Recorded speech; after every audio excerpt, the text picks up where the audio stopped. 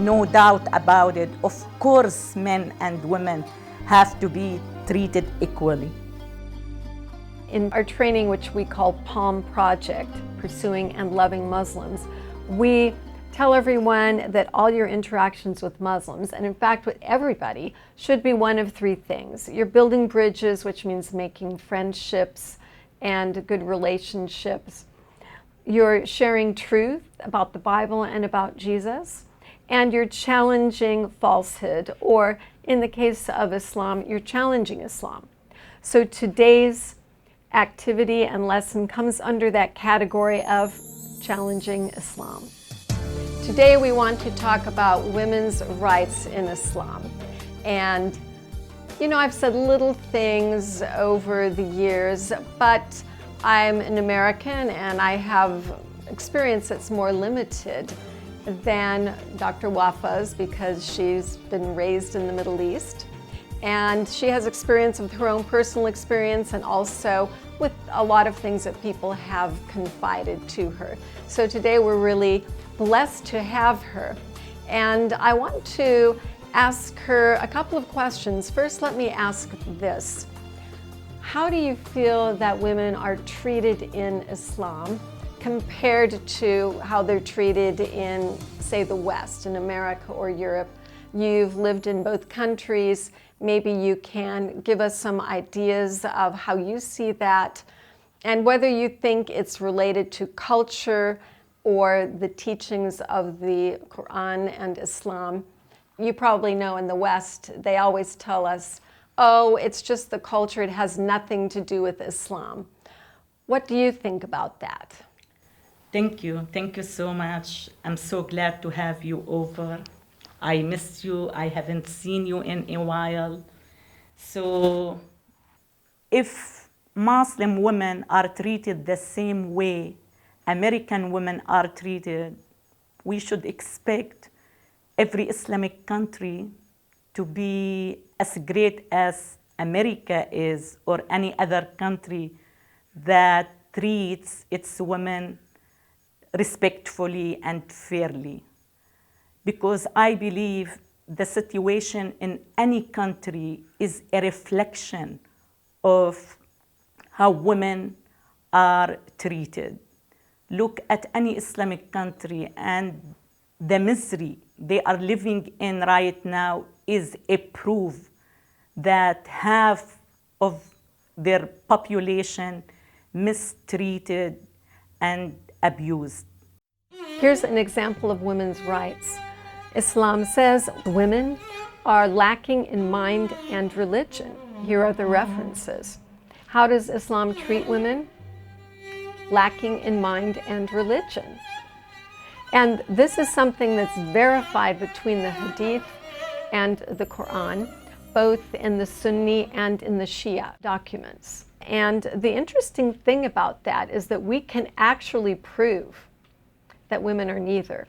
And you have to think about this if you are a rational Muslim, if you know how to weigh things with critical thinking.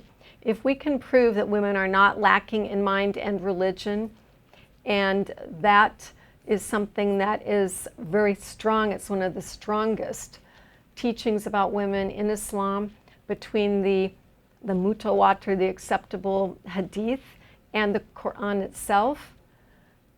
I think that is really something you need to think about as an extreme challenge. So for example, with women, studies show that women actually have higher IQs than men, and there are more university students in America that are women than men, and also a university in the Middle East for its engineering division has higher requirements for women to enter than for men. And one of the women engineering students there told me that's because women in this country get higher marks. They're studying harder and they get higher marks and are actually have higher requirements for entrance. And from her point of view, better students than the men. So this is quite a bit of evidence. In fact, I have the chart, the admissions chart from that school in Arabic, but I can read enough of it to see, yes, they do have different admissions requirements. So no one can prove that women are not as intelligent as men. The only way that would be is if you are keeping them in a box, you don't educate them. And as Nawal Asadawi says, if women are village women, they don't have anything else to think about. They're not thinking intelligent thoughts. But when given a chance, women are at least as intelligent as men. And if you look at any culture in the world, you will find women are more religious. And I've been to many places in the world, and whether it's in America in church, in the Hispanic world, going to churches there, in the Far East, going to the temples, all these ways we see that women are actually more religious. So there's no way this can be proven. And I would like you all to know that this is disproven. And yet we see that since Islam says that, women are treated as second class. You're asking Wafa Sultan if women lacking in mental ability? Of course we're not. Of course we are full human being. Actually, to be honest, and I won't be exaggerating if I say I truly believe the role women play when it comes to building nations, you know, is much more important than the role a man is playing. Because we are, you know, in charge of raising men and women. So our role is much more important than the men role. In California, these are things I have heard. Actually, I have quite a long list of things. I'm just going to give you a few today, but here's something that was told to me by 3 people who really should know better. One of the reasons that we're lacking in mind is the Quran says that our testimony is worth half of a man's. I was told by a pre-law student in Berkeley, by a woman pharmacist, and by an Islamic newspaper publisher. They all said it is right that a woman's testimony is half of a man's. Friends, this is the United States of America. Men and women are equal. Do you see why I think the idea of Sharia law is a little bit ominous? If they're going to go backwards and say that our testimony is worth half a man, and these are educated women, a pre-law student. I always say education without values has no value. So being highly educated, it doesn't mean you have good values. If highly educated women say women testimony is half of a man, then I don't know. For me, it is very hard to accept it. It is very hard even to explain it. So we need to be educated and learn good values. Why? The question is, why in the first place they are in America? Why they don't go back to their country and practice their teaching the way they want? Why we don't ask him this question, why are you here? Go back and practice freely, practice Islam the way you want. If you give American visa to any Muslim man or woman in the Arab world, they will be here in a matter of few hours. And you're telling me we have to change the American life so we can apply Islam here? Muslim men have the right to have 4 wives. Could you imagine when you are living with 3 other women sharing your husband? How do you feel? How do you feel? You feel you're an unfit person. You feel you're an incomplete person. If your husband needs another 3 women to fill his life, then who am I? Who am I? I'm not up to be, enough to handle his life, to raise his kids. It is a disaster in our countries. It is a disaster. This is from an Islamic fatwa book in answer to a woman's question. She said, I have done everything in my contract, my marriage contract, to please this man, and he still wants to marry again? Can I prevent him from marrying because I've kept my end of the bargain? I did the best I could, and he still wants another woman. And she's told, you do not have the right to prevent him. He may desire more children, or he may feel that having only one wife does not keep him chaste.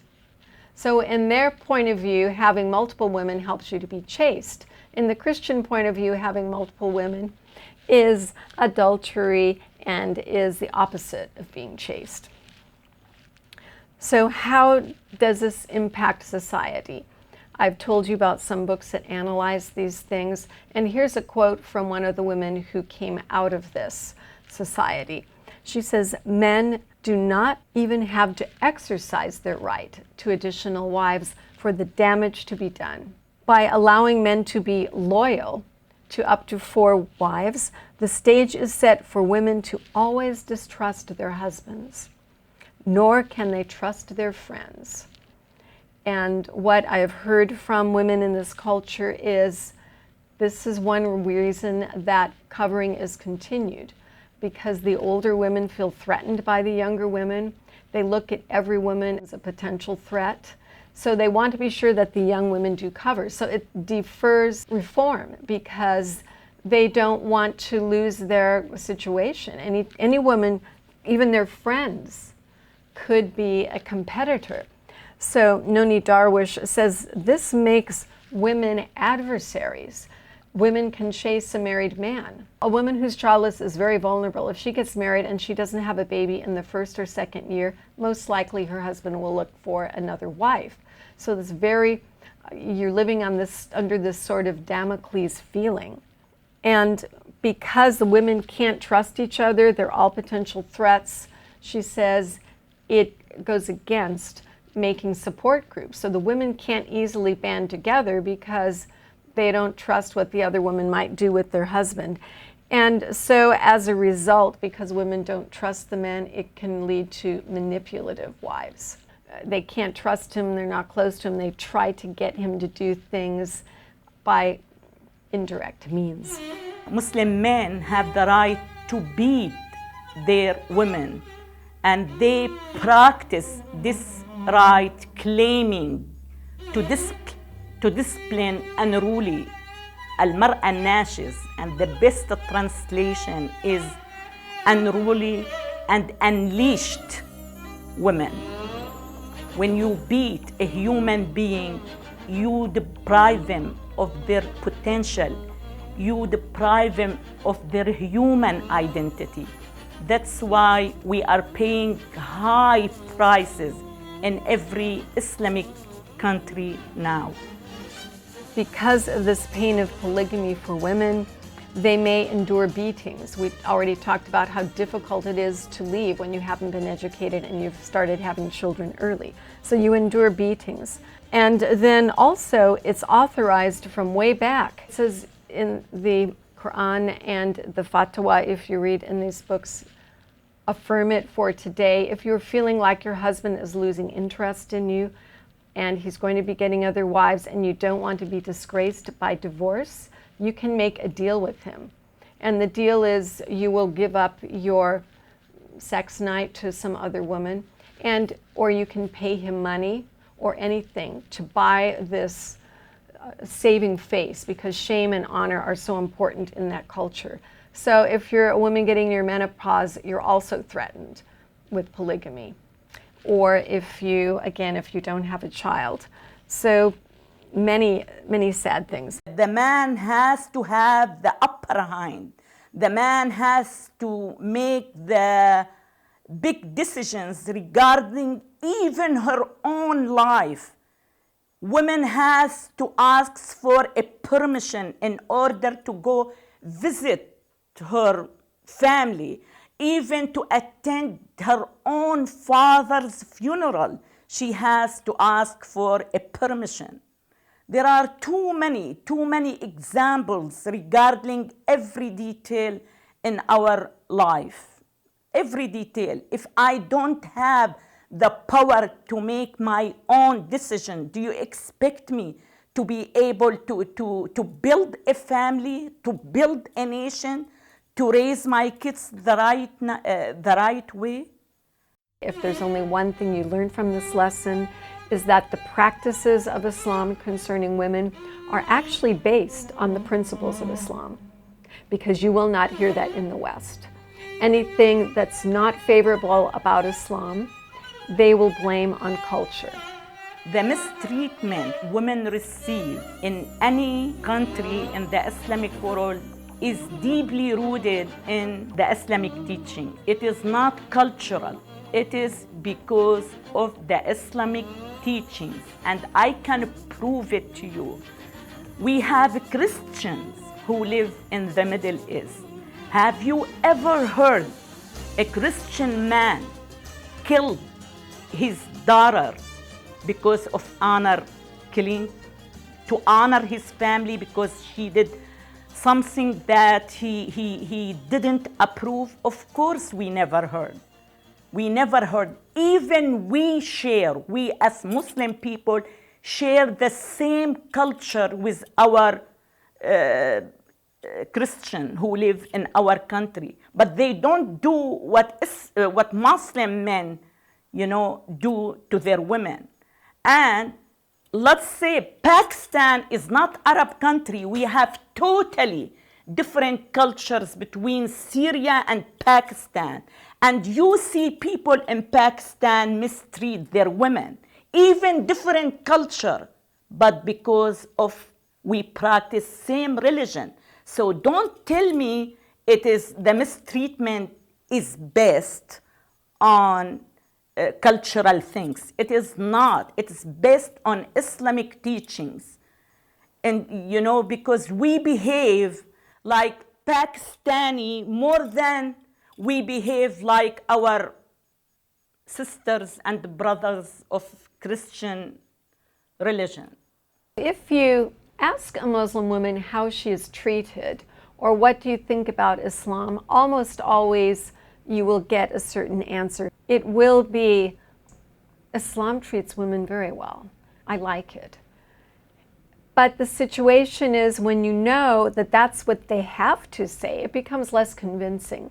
One of the highly regarded books of Sunni Islamic law, called Reliance of the Traveler, calls it an enormity. It is considered a big sin to say anything embarrassing to us about Islam. You must cover it. You can't bring attention to anything that embarrasses Muslims or Islam. So when you think about that, does that really help improvement and progress with women's rights, with a lot of abuses and conditions? My way of thinking is that would not help, because you're covering it. And we say in the West, one of the first steps towards progress is admitting and open up and exposing. What does our reformer Ayan say about this? She says the psychological conditioning is very powerful.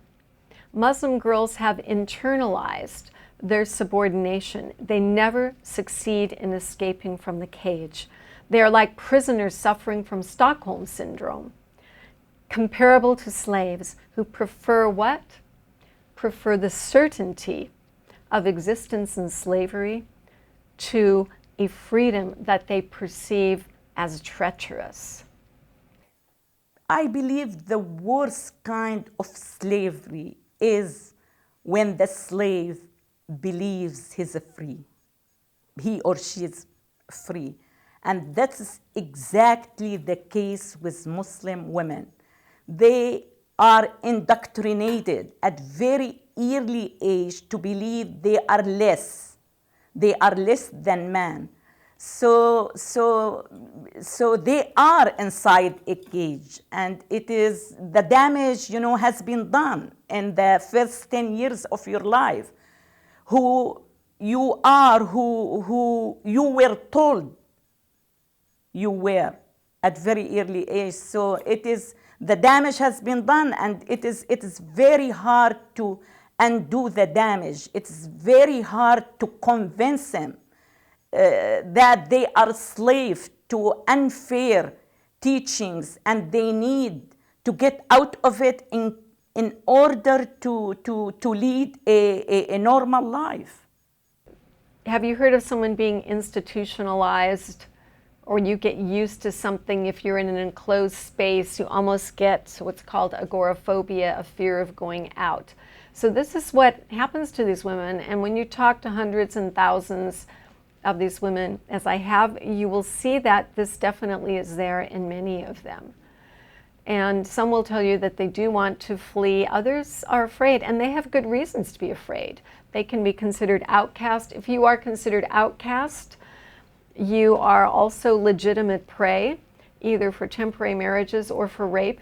If you read her stories in this book about what happened to women in Somali refugee camps in Kenya that didn't have a man there to protect them, it's horrible. So you don't want to be a prey. And you're afraid of that, or maybe you were married young and you can't support yourself and your children. There are many reasons that you could be afraid of leaving the cage. So as women in the West are being encouraged to become Muslim, all of this stuff is denied. So what really is the truth? Is the way it's presented to us in the West true?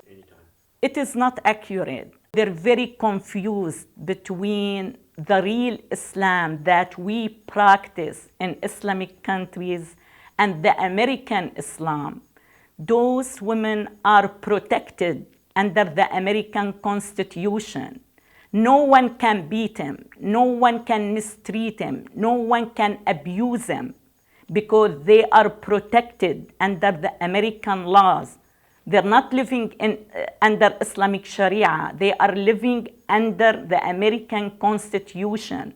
So they are very confused. They are practicing the American Islam, which is adapting very well to the American culture. So they're not. Big difference between living in the Islamic world as a woman and living here in America. Big difference.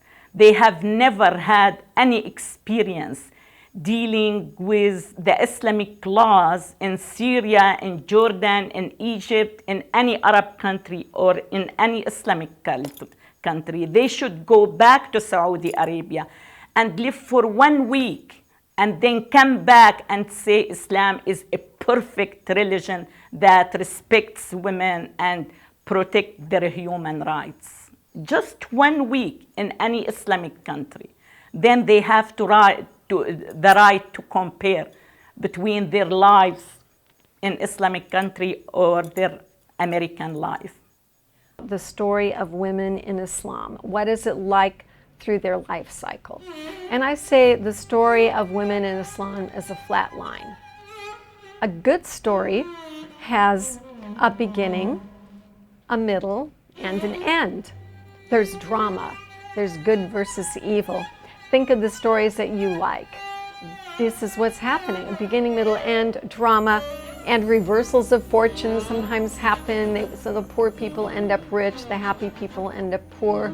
Things get restored, and the ones we usually like most have a happy ending. But in her story in Islam, how does it start out? It doesn't start out happy. We learned women are less than men from the beginning. They didn't start out equal. What happens in the middle? They suffer great indignities throughout life.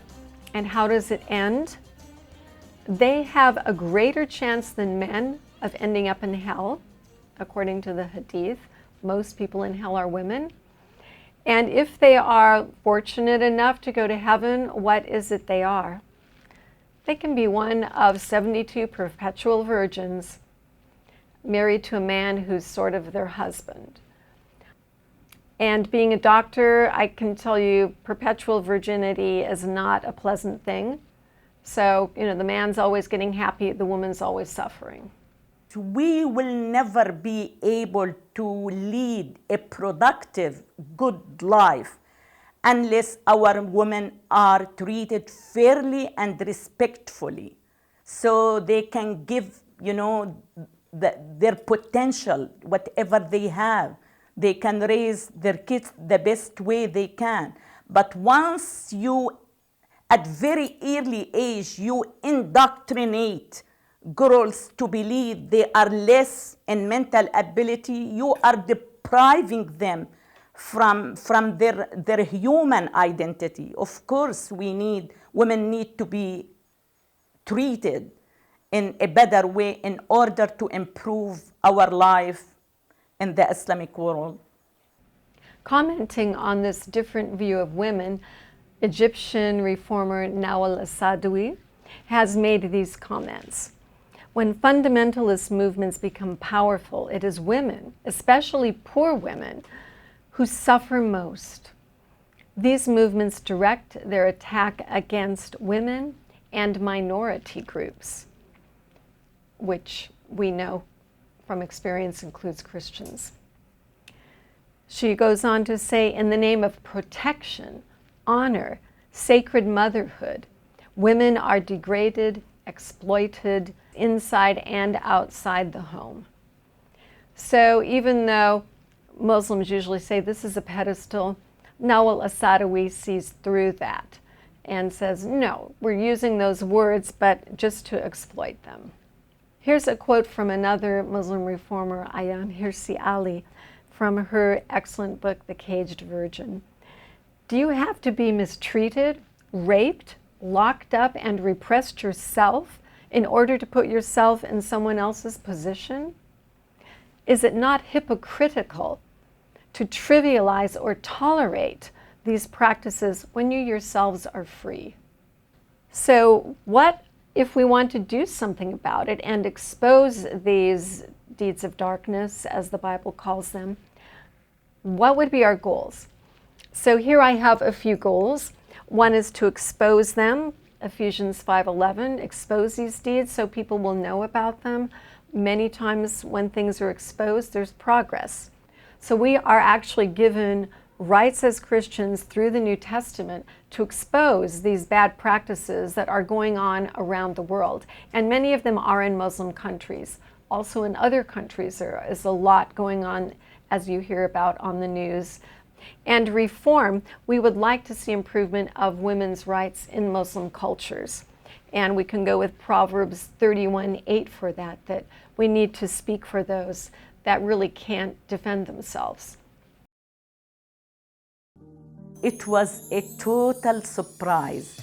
Even the neighborhood I was born and raised in had many Christian neighbors, but there was no communication between us, and the Christians were not able to express or even to talk about their own God, their own religion. So when I came to the state, it was total surprise about what kind of God Christians believe in.